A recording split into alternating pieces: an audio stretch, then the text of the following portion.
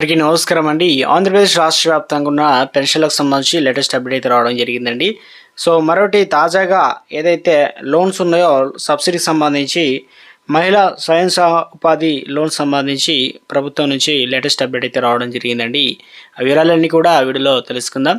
వీడియోను చివరి వరకు చూడండి, అర్థమవుతుంది. వీడియో నచ్చినట్లయితే లైక్ చేయండి, ఛానల్ సబ్స్క్రైబ్ చేసుకోండి, bell button all notification activate చేసుకోండి.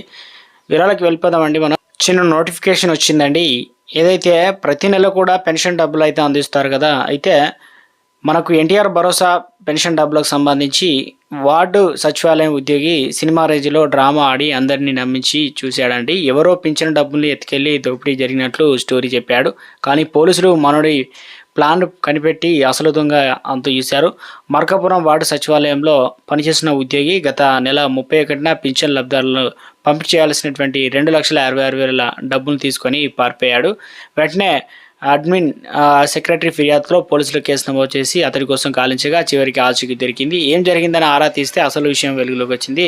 అయితే ఆ ఉద్యోగి పింఛన్ను సంబంధించి 2,50,000 ఆన్లైన్ యాప్లో బెట్టింగ్ పెడితే ఫిబ్రవరి 1న పింఛన్ల పంపిణీకి సమయానికి 10 లక్షలు అవుతుందని ఆశపడినట్లు తెలుస్తుంది. అయితే ఆయన్ను పోలీసులకు అదుపులో తీసుకున్నారనమాట.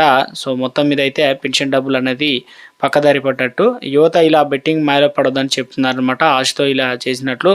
సో మొత్తానికి ఇదిలా ఉంటే దొనకొండ దగ్గర బాపురం సమీపంలో మరో సచివాలయం ఉద్యోగి కూడా కొందరు దుండగులు అడ్డుకొని సినిమా స్టైల్లో డబ్బులు చోరీ చేసి ఇక ప్రత్యేకంగా వచ్చేసి దరఖాస్తుల స్వీకరణ ప్రత్యేక వెబ్సైట్లో స్వయం ఉపాధిగా ఏదైతే రుణాలు అర్హులు ఇందుకు సంబంధించి ఆన్లైన్లో అయితే బెనిఫిషియరీ మానిటరింగ్ అండ్ మేనేజ్మెంట్ ఇందుకు సంబంధించి దీని ద్వారా గ్రామ వార్డు సచివాలయంలో దరఖాస్తు స్వీకరిస్తున్నారు. ఆన్లైన్లో సొంతంగానే దరఖాస్తు చేసుకోవచ్చు. లబ్ధిదారుల ఎంపిక బాధ్యత మాత్రం ఎంపీడీఓ మున్సిపల్ కమిషన్కి అప్పగించడం జరిగిందనమాట.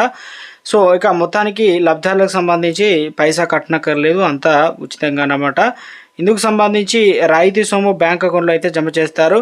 ఇక తగిన యూనిట్ ఏర్పాటుకు సంబంధించి డాక్యుమెంట్ లబ్ధిదారులను సమర్పించిన వెంటనే వారు కొనుగోలు చేసిన దుకాణానికి రాయితీ బ్యాంకు రుణం మొత్తం జమ చేయనున్నారు. యూనిట్లు మంజూరైన తర్వాత నియోజకవర్గ స్థాయిలో ఏదైతే మేళాలు నిర్వహించి వారి లబ్ధిదారుల ఖాతాలో నేరుగా అయితే జమ చేస్తారు. సకాలంలో ఇదైతే పర్యవేక్షించి చెల్లింపులు అయితే చేస్తారనమాట. అర్హతలు ప్రమాణాలు దారిద్ర్య రేఖ అంటే రేషన్ కార్డు కలిగి ఉన్న వారికి అవకాశం ఇచ్చారనమాట. 21 నుంచి 65 సంవత్సరాలు రుణ పథకాలు వర్తించే యూనిట్లు మినీ డైరీ పెట్టుకోవచ్చు. అదేవిధంగా గొర్రెల మేకల పెంపకం, ఇక మెదర, కుమ్మరి, శాలివాహన వారికి, వడ్రంగి పని వారికి కూడా అదేవిధంగా 5 జనరిక్ దుకాణాలు ఏర్పాటు చేసుకోవచ్చు.